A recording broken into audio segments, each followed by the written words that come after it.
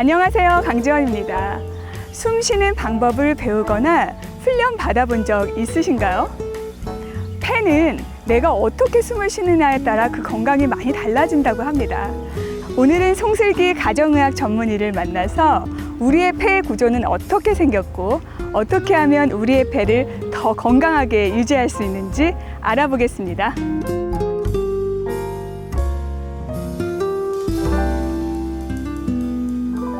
선생님, 코비드-19이 치료돼도 네. 폐 손상 후유증이 남을 수 있다는 말이 사실인가요? 그럴 수 있어요. 폐렴을 많이 겪거나 아니면 심하게 염증을 겪으신 분들의 폐 기능이 떨어져 있다고 보면은 특히 코로나도 폐 기능을 떨어뜨리지 않을까라는 생각이 드네요. 그럼 한번 치료가 되면 다시는 코비드-19 감염은 안 되는 거죠? 그것도 지금 우리가 코로나에 대해서 조금씩 알아가면서 밝혀지는 건데요. 네. 항체가 생기면은 그 병에는 다시 안 걸린다고 저희 면역학에서는 배우고 있는데, 네. 코로나는 지금 커브볼이 너무 많아요. 너무 unexpected하게 사람들이 사망하는 경우가 많고, 우리가 바이러스에 대해서 이해하지 못했던 것들이 많이 나타나고 있어요. 그래서 지금도 의사들이나 과학자들은 배워가고 있는 단계입니다. 그래요? 네. 그러면 한간에는 코비드-19을 완치받은 사람의 피가 막 혈액을 사기도 하고 막 그런다 하잖아요. 그렇죠. 네, 그럼 그건 소용이 없는 건가요? 이제 그 항체를 사는 이유는 네. 그 피 속의 항체가 만약에 그거를 통해서 우리가 면역 주사나 약을 만들 수 있는 기회가 돼요. 그래서 그거를 연구진들이 구입을 해서 연구를 한 다음에 조만간 제 생각에는 그 면역 주사가 나오지 않을까 생각돼요. 그렇군요. 네, 선생님 오늘 그 폐에 관해서 자세히 알려주신다고 하셨는데요. 네네. 우리가 우리 몸에 대해서 조금 더 이해하면은 코로나가 어떻게 해서 사람을 죽이나 또 폐에 대해서 다른 병들이 어떻게 오냐를 조금 더 이해할 수 있을 것 같아요. 폐는 네. 우리 흉곽의 왼쪽이랑 오른쪽에 양갈래로 나눠져 있는데 네. 오른쪽은 옆이 3개예요. 그러니까 3개로 나눠져 있고 네. 왼쪽은 2개로 나눠져 있어요. 네. 왜냐하면은 이 중간에 심장이 약간 왼쪽으로 기울었기 때문에 네. 자리를 좀 차지한다고 생각하시면 돼요. 그래서 오른쪽이죠. 예. 오른쪽에는 3개. 3개고 왼쪽에는 2개. 위아래, 위아래로 이렇게 돼 있어요. 그 숨을 들이마실 때에 어디서 시작되냐면은 코, 그러니까 비광이라 그러죠. 여기. 그리고 구강. 코로도 숨 쉴 수 있고 입으로도 쉬고. 입으로 숨 쉴 수 있어요. 예. 왜냐면은 저 뒤로 가면 갈수록 인두라는 곳에서 만나게 돼요. 음식이면은 식도로 이렇게 내려가게 되고 공기는 기도. 기도, 예. 기관이라고도 하고 기도라고도 해요. 기도가 막히면 숨을 못 쉬잖아요. 그렇죠. 윈파이프라고도 하고 트레키아라고도 해요. 기관을 이렇게 내려가다 보면은 우리가 아까 말한 왼쪽이랑 오른쪽에 폐로 가는 통로를 갖다가 기관지라 그래요. 이제 파이프가 크죠. 그러면은 점점 가면서 이 기관지가 점점 조그매지고 새 기관지라는 걸로 바뀌어요. 그래서 폐의 맨 마지막에 그 공기, 산소 이런 게 도달하는 데가 폐포라고 하는 허파과리라고도 해요. 근데 이 속에서 정말 중요한 일이 일어나요. 우리 몸에서 필요한 그 오xygen, 산소가 이산화탄소 쓰고 남은 가스랑 바꿔치기를 하는 거예요. 교환하는 곳이 바로 이 폐포예요. 네. 근데 폐포를 자세히 보시면은 이 핏줄이 아주 미세하게 바로 옆에 딱 붙어 있어요. 가스가 교환을 하려면은 아주 바짝 붙어 있어야 되고 아주 얇아야 돼요. 네. 그래서 여기서 두께는 거의 세포 하나라고 보시면 돼요. 폐에는 근육이 없으니까 네. 그 대신 밑에 있는 근육이랑 폐랑 여기 흉부랑 딱 달라붙어 있다고 생각하시면 돼요. 그래서 횡격막, 우리 그 고깃집에 가면은 갈매기살이라고 그러잖아요. 그렇죠? 네. 그게 원래는 가르마기 살이에요. 옛날에. 그래서 돼지의 가르마기 살이 횡격막이에요. 그래서 횡격막이 이제 왔다 갔다 위아래로 내려가요. 그러면은 폐도 같이 따라서 팽창을 하고 수축을 하게 돼요.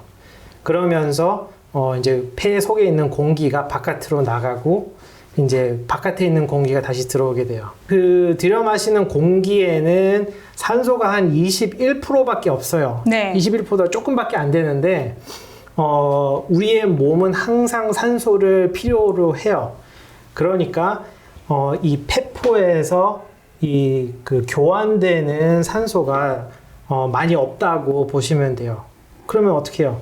폐포를 더 늘리면 되죠. 그렇죠. 숫자가 많아지면. 그렇죠. 네. 그래서 이 전체 폐에 폐포까지 해가지고 면적을 에스티메이트 해보면은 우리가 하는 테니스 코트의 절반 정도가 우리 폐 안에 들어가 있다고 생각하시면 돼요. 아, 이 폐포를 전부 펼치면 네, 면적이 네. 그렇게 커요? 네. 선생님 궁금한 게 있어요. 네. 그 공기가 안 좋을 때요. 네. 네.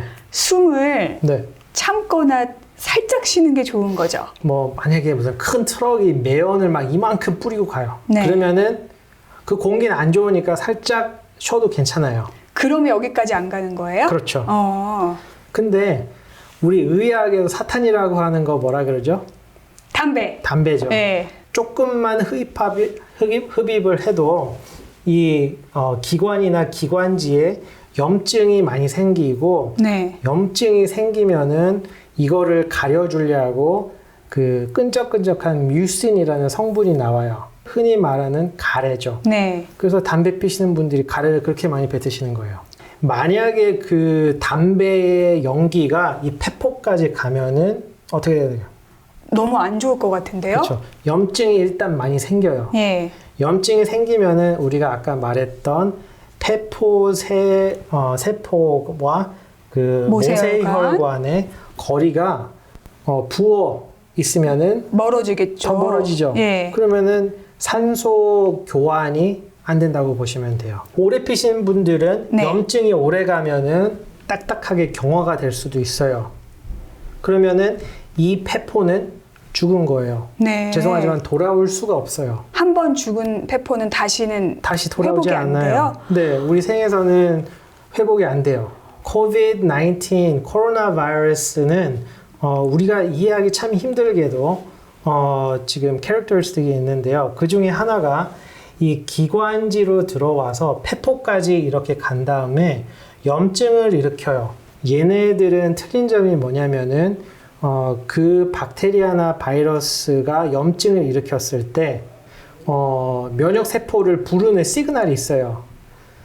그 시그널이 딴 거보다 더 크다고 보시면 돼요. 여기만 했는데 예. 온 몸에 있는 그 시그널을 보내요. 그 의학에서는 사이토카인이라고 해요. 사이토카인이 몸에 퍼지면은 염증이 여기 있으니까 나 좀 도와주세요 하고 부르는 거예요. 그러면은 면역 세포들이 여기에 가서 염증, 이 박테리아랑 싸우는 중에 일으키는 반응이 붓기고 또 아까 말한 뮤신이라는 성분을 많이 내보내요. 그러면은 이 안에 염증이 생기면은 폐포가 어떻게 돼요? 폐포가 붓죠. 붓고 예. 그 안에 가래 같은 뮤신 성분이 꽉 차요. 아, 그러면은 더 뭐를 안 들여보낼 것 같아요. 그렇죠. 여기서 숨을 깊게 쉬어도 여기에 네. 꽉 차 있으면은 못 가죠. 산소 교환이 될 수가 없어요. 근데 이거는 아주 자그마한 그림인데 여기서도 그렇고 온 폐에서도 다 그렇다고 보시면 돼요. 그래서 이 COVID-19 폐렴 환자들의 흉부 사진을 보면은 네. 정상과 반대로 너무 이렇게 희미하고 꽉 차 있는 느낌이 들어요. 그게 뭐냐면은 사이토카인 스톰이라는 현상. 스톰은 이렇게 막 태풍 불듯이 엄청나게 많은 염증을 일으키라는 시그널 때문에 이런 애들이 다 막히고 산소 교환이 안 되고 그래서 저산소증 증상이 와요. 네. 저산소증이 오면 어떻게 되나요? 처음에 오는 시그널은 숨이 살짝 차고 심장이 쪼여들 수도 있고 그리고 힘이 없어요. 이제 조금 더 심해지면은 정신을 잃을 수가 있어요. 왜요? 우리의 몸은 산소가 몇 분만 모자라도 사망까지 이를 수도 있어요. 코로나 바이러스처럼 원래는 이렇게 박테리아나 다른 바이러스, 독감 같은 게 들어가서 주로 한쪽만, 그리고 그 옆을 지나지는 않아요. 위옆이면은 위옆, 아래옆이면은 아래. 근데 코로나 바이러스가 틀린 점은 이제 그게 더 확대되고 온 그 폐 두 쪽 다 폐렴 증상이 나타나는.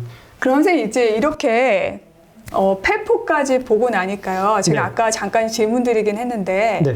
나쁜 공기 때는 숨을 잠깐 살짝 쉬는 게 좋지만 네네. 평소에는 크게 숨을 쉬는 게 좋을 것 같아요. 네, 그렇죠. 그럼 심호흡하는 방법 가르쳐 주세요. 가슴이 이렇게 올라오기보다는 배가 쭉 나오면서 손이 앞으로 가는 거를 느끼셔야 돼요. 들숨을 할 때는 천천히 코로 숨 쉬는 것이 좋아요. 왜냐?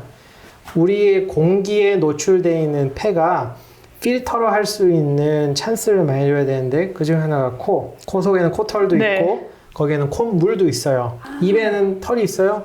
없어요. 없죠. 예. 그냥 바로 폐로 들어가니까 코로 천천히.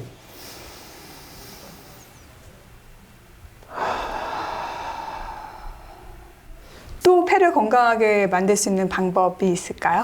일단 좋은 공기를 오랫동안 노출시키는 게 좋고요. 집에 계시면은 가끔 환풍을 하셔서 새로운 공기가 집에 들어오게 하는 것도 좋은 아이디어고, 또 우리가 지금 폐 건강도 그렇지만 모든 건강에 좋은 거는 이제 좋은 사람과 많이 웃고 좋은 음식을 드시면 좋을 것 같아요. 음식은 어떤 음식이 좋을까요? 한의학에도 많이 나오는 것들인데요. 저 알 것 같아요. 뭐예요? 도라지, 도라지. 네. 몸에 아주 좋아요. 네. 그리고 또 뭐 있을까요? 생강?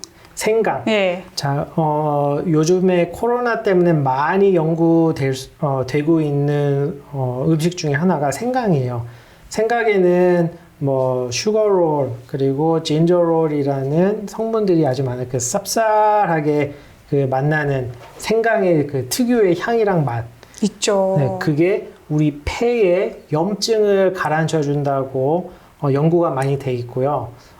그리고 항암 효과, 그리고 항바이러스, 항생 효과도 있다고 연구 결과가 조금씩 나오고 있어요. 코비드-19 때문에 네. 저희가 새로운 문물들을 많이 접하고 있잖아요. 네네네. 그리고 환경도 많이 바뀌고 있고, 예를 들면 회사에서는 이제 원격 회의가 너무나 자연스러워졌고요. 그렇죠. 예, 또 의학계에서는 텔레메디슨이라고 불리는 진료 방식이 아주 자연스러워졌단 말이에요. 네네. 그런데 사실은 우리는 의사 선생님 직접 보고 싶단 말이에요. 네. 그래서 어떻게 다른 건지, 정말 괜찮은 제도인 건지 궁금합니다. 저희가 지금 텔레메디슨으로 쓰고 있는 플랫폼들이 여러 가지가 있는데요. 그거는 이제 다른 사람들이 퍼블릭에 노출되어 있지 않고 의사랑 환자만 둘이만 볼 수 있는 비디오나 아니면 전화로 이렇게 상담을 드리는 거예요. 저희가 쓰는 플랫폼은 Doximity라는 플랫폼인데요. 이거 외에도 여러 가지가 있어요. 근데 저희가 쓰는 거는 저희가 이제 환자님의 전화번호를 누르면은 환자님한테 문자가 가요. 그러면 그거 클릭하는 거예요? 네, 거기서 닥터 송이 영어로 네. 돼 있겠죠. 닥터 송이 텔레메디슨 하고 싶다. 그러면은 링크를 눌러요. 네. 그래서 뭐 이거에 동의합니까? 동의서 눌러요. 그럼 제 얼굴이 떠요. 아, 정말요? 화상 통화하는 거예요? 화상 통화예요. 네. 그러면은 뭐 앱을 깔 필요도 없고 그냥 문자가 오면은 누르시면 돼요. 근데 병원에 가면 선생님이 이렇게 청진도 하시고 네네. 열도 재시고 뭐 맥박도 재시고 그러잖아요. 네.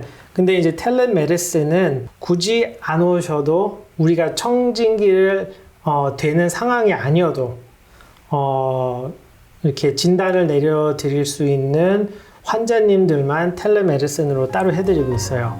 선생님 오늘 폐에 대해서 굉장히 자세하게 알려주셨잖아요. 네. 근데 인체가 참 신비하다는 생각도 들고, 그 평소에 내가 이렇게 폐에 깊이 관심을 안 가졌었구나 하는 생각도 했어요. 네.